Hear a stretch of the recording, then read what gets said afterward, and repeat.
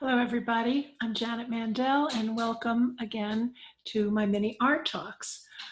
Today is July 4th, 2020, and we're presently living through a time of national emergency. First, we have this global pandemic. I think we've just about reached 130,000 people in America dead of this virus, and we have new cases that are growing exponentially. And then also, of course, we're facing this national moral crisis. What are we as a country going to do when it comes to racial and social justice? So I just can't talk about art on this July 4th without showing you works that express emotional and very visceral reaction to what it means to celebrate America on this day. And I'm going to do that by showing you three different works. So let's begin. The first is, make myself a little smaller here, get out of the way so you can see the images. The first is by Norman Lewis, and it's called Evening Rendezvous from 1962.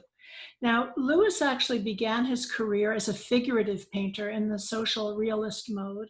He did paintings mostly of very hardworking Americans, mostly people of color, doing everyday things. But his heart was always with abstraction, as you can see in this painting.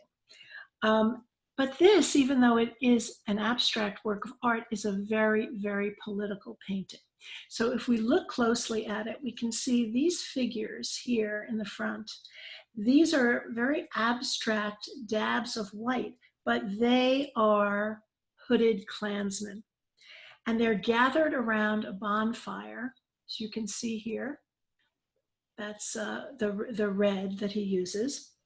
And then the figures in the front, they're very sharp images because they're in the lights of the cars that are parked around this whole Klan rally.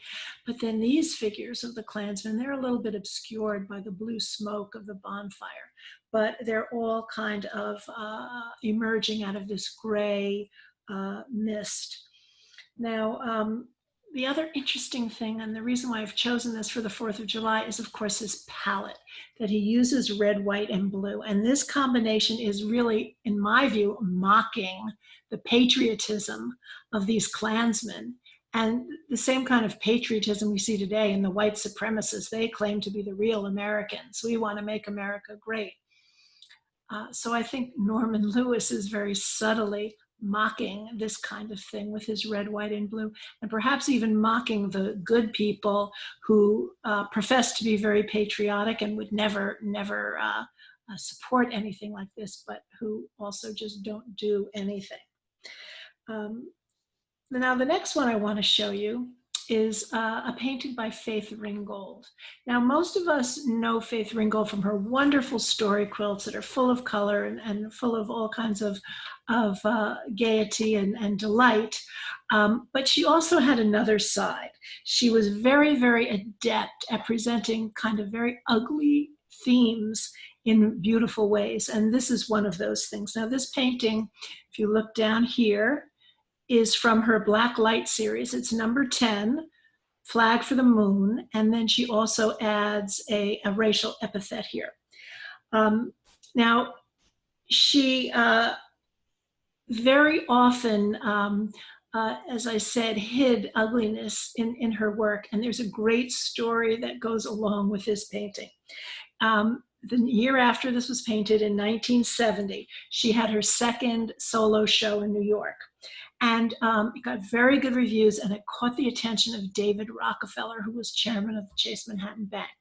Now, Rockefeller, being the good businessman that he was, said, well, I really should get a Faith Ringgold for my collection because she's getting all of this notice.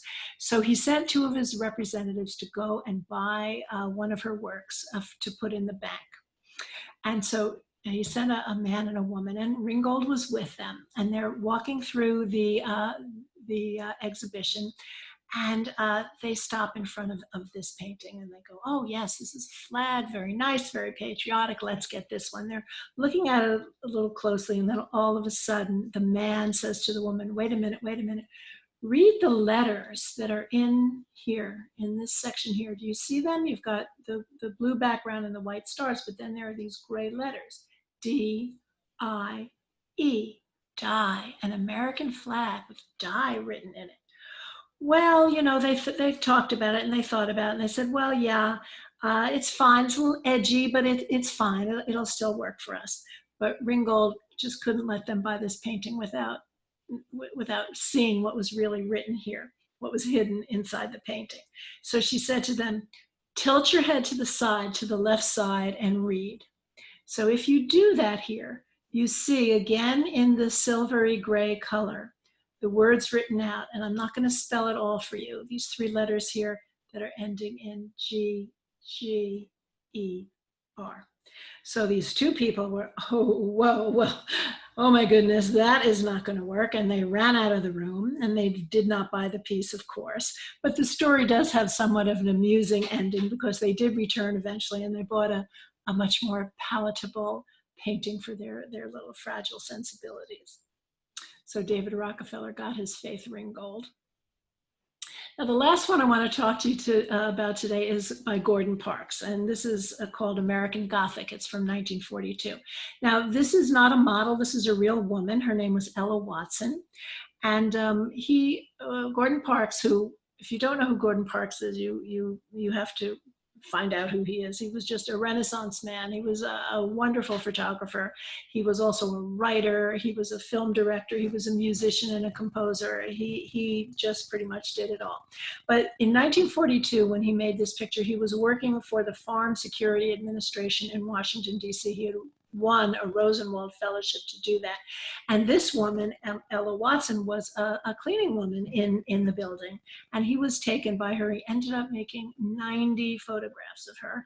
But this is, of course, the most famous. And it's his riff on Grant Wood's very famous painting, American Gothic, where you see the two figures here with the man holding the pitchfork, and I'm sure you all know this image. So this is Gordon Parks's, not only his homage to Grant Wood, but also his twist on it. And it's really obviously an indictment of America. There she is standing in front of the American flag with her broom and her mop, which are the tools of her trade. And it really is, I think, Gordon Parks saying, folks, all men are created equal and we have the right to stand before this American flag and to be a symbol of America, just the way Grant Wood's Middle Americans, the salt of the earth are as well, that this woman is certainly worthy of that title as well. Now, near the end of the Civil War, President Lincoln was asked if he ever doubted that the Union would win the war. And he said no. He said there was always enough virtue in this republic to save it, he said.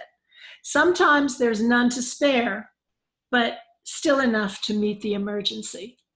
And those words really struck me because I believe that that's where we are today. I think if we're paying attention, we see that our democracy is actually very, very fragile. So it's time for all of us to rise up and not throw away our shot. Take your shot. Let's mutually pledge to each other our lives, our fortunes, and our sacred honor. Happy 4th of July, everybody.